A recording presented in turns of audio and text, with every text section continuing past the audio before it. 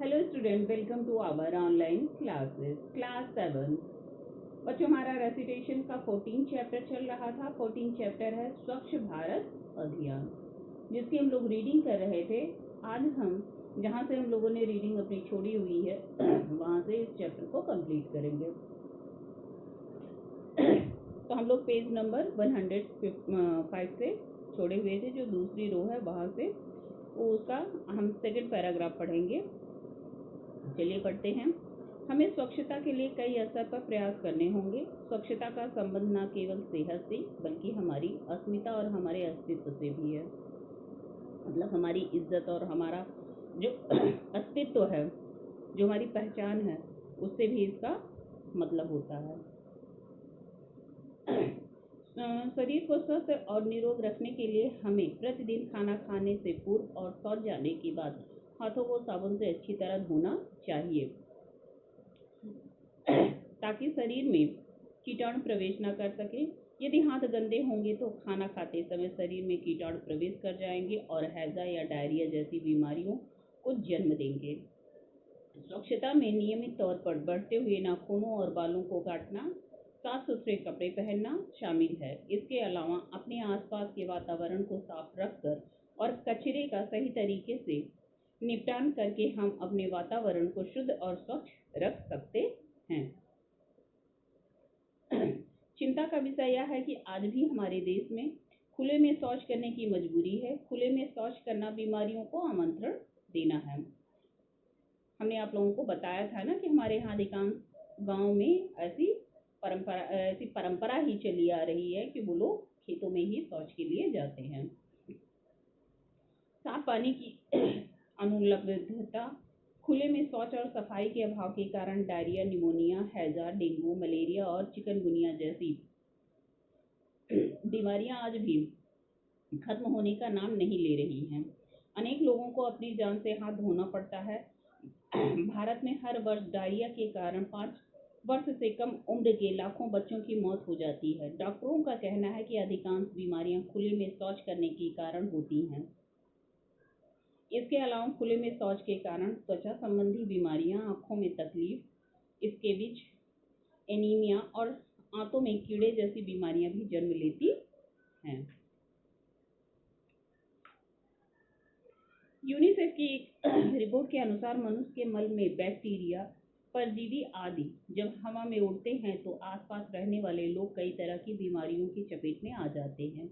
Virus फैलने का सबसे बड़ा माध्यम मक्खी है, जो मल पर बैठती है और फिर घरों तक पहुंचकर खाने पीने की चीजों पर बैठ जाती है। इससे हैजा, टाइफाइड और डायरिया जैसी बीमारियां फैलती हैं। खुले में किया गया शौच मिट्टी में मिल जाता है, जिससे वहां उगाई गई सब्जियां भी बीमारियों का सबब बन सकती हैं। साथ ही पालतू जानवर जैसे गाय, भैंस, कुत्ता, बिल्ली, गाड़ियों के पहिए, जूते, चप्पल भी खुले में किए गए शौच को घरों तक पहुंचाने का जरिया बनते हैं। व्यक्तिगत सफाई के साथ साथ सामाजिक सफाई भी उतनी ही आवश्यक है।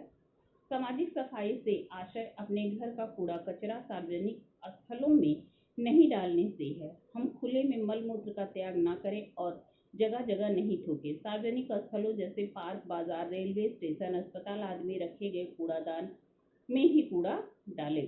स्वच्छ भारत अभियान की राह में कई चुनौतियां हैं, लेकिन इस मुहिम को सफल बनाने में कोई भी नागरिक किसी भी समय सक्रिय रूप से भाग ले सकता है।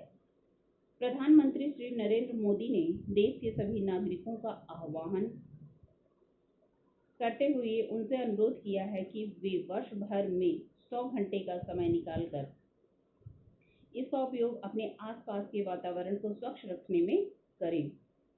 स्वयं गंदगी न फैलाएं तथा दूसरों को ऐसा करने से रोकें। इस उद्देश्य की पूर्ति के तहत देश भर में सार्वजनिक स्थानों, पार्कों आदि में नीले और हरे रंग के कूड़ेदान लगाए गए हैं। हरे कूड़ेदान में गीला कूड़ा कचरा तथा नीले कूड़ेदानों में सूखा कूड़ा कचरा डालने की सलाह दी गई है। लोगों को अपने अपने घरों में भी इन दोनों तरह के कूड़ेदानों को रखना चाहिए तथा इनका निपटारा सही तरीके से करना चाहिए। स्वच्छता अभियान कोई कोड स्वच्छता अभियान कोड राजनीतिक आंदोलन नहीं है, इसलिए इसकी सफलता केवल सरकारी प्रयासों से नहीं हो सकती है। हमारा राष्ट्रीय संकल्प है कि हम पूरे देश को स्वच्छ और हरा भरा बनाकर राष्ट्र निर्माण की दिशा में एक सही कदम उठा सके। सही मायने में गांधी जी को यही सच्ची श्रद्धांजलि होगी। इसके बाद हमारा आएगा एक्सरसाइज का, क्योंकि चैप्टर हमारे कंप्लीट हो गए हैं। तो एक्सरसाइज में आपका है पहले तो क्वेश्चन आंसर है, फिर दूसरे में आपके है निम्नलिखित का आशय स्पष्ट करना है, जो लाइनें दी गई हैं उसका अर्थ लिखना है आपको। तीसरी एक्सरसाइज है स्वच्छ भारत अभियान कैसा आंदोलन है, अंतर्राष्ट्रीय है, प्रांतीय है, राष्ट्रीय है या निजी है। तो ये हमारा जो था ये राष्ट्रीय आंदोलन था, तो राष्ट्रीय पे आप टिक करेंगे। स्वच्छ भारत अभियान भारत के किस प्रधानमंत्री द्वारा आरंभ किया गया, तो इसमें आप नरेंद्र मोदी का नाम टिक करेंगे। भारत में डायरिया के कारण हर वर्ष किस उम्र के लाखों बच्चों की मौत हो जाती है, तो यहाँ पे दिया गया है आप लोगों का, तो वहाँ से आप लोग ढूंढिएगा कि इसमें कितने से कितने वर्ष के बच्चों की बात कही गई है। तो इसमें कहा गया है डायरिया के कारण 5 वर्ष से कम उम्र के, 5 वर्ष से कम उम्र के, ये पहला वाला ही सही होगा कि 5 वर्ष से कम उम्र के लाखों बच्चों की मौत हो जाती है। वायरस फैलने का सबसे बड़ा माध्यम निम्नलिखित में से कौन है, चूहा, चींटी, मक्खी, तितली। मक्खी है। गीला कूड़ा कचरा किस रंग के कूड़ेदान में रखने की सलाह दी गई है। यहाँ पे आप लोगों को यहाँ दिया गया है हरा और नीला, तो नीले के लिए पूछा जा रहा है, आप इसमें से ढूंढिए कि कहाँ पे है। नीले और हरे रंग के कूड़ेदान लगाएं। हरे कूड़ेदान में गीला कचरा और नीले में सूखा, तो नीले में सूखे की बात कही गई है। गीला कूड़ा कचरा किस में फेंकना है, तो हरे में करना है, हरे पे टिक कर दीजिएगा।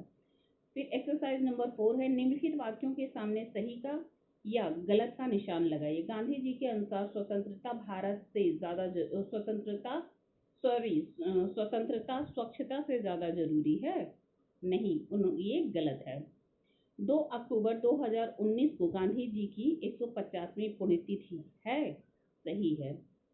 अधिकांश बीमारियां खुले में शौच के कारण होती हैं, सही है। कूड़ा कहीं भी फेंक देने से कोई हानि नहीं है, गलत है। सूखा कूड़ा नीले कूड़ेदान में रखना चाहिए, सही है।